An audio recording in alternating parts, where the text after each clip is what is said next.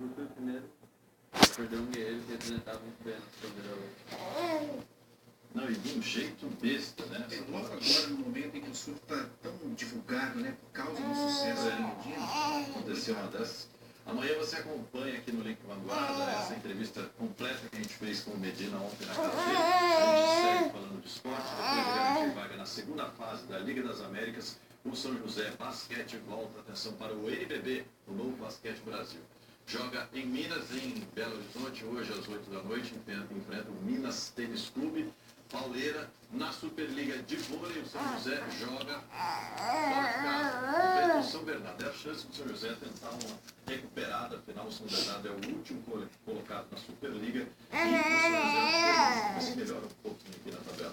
Nós temos imagem ainda do FOC, imagens ao vivo aí do Matias Pereira, olha aqui, imagens ao vivo do Matias Pereira, o FOC sobrevoando o estádio que ontem recebeu boa torcida, mas infelizmente não era para ver um jogo do São José. O estádio Matias Pereira ficou quase lotado para assistir mais um jogo da Copinha. São Paulo, veja como foi.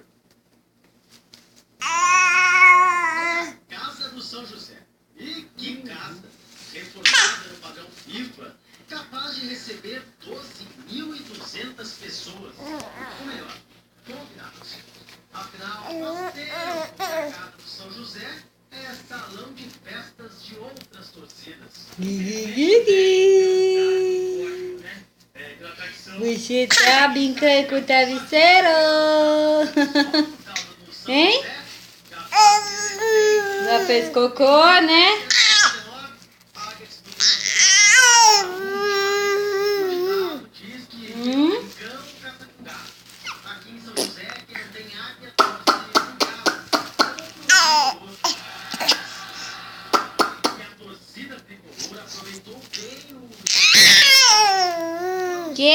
Que você falou?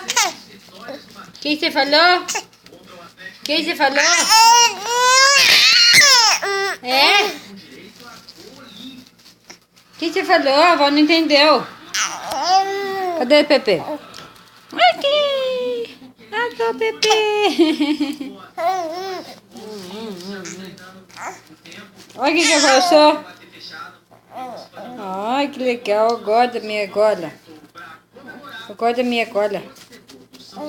Que minha gola é bonita. Eu adoro ela.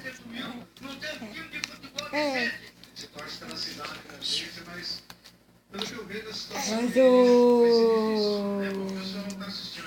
Azul. Ai, que delícia minha gola.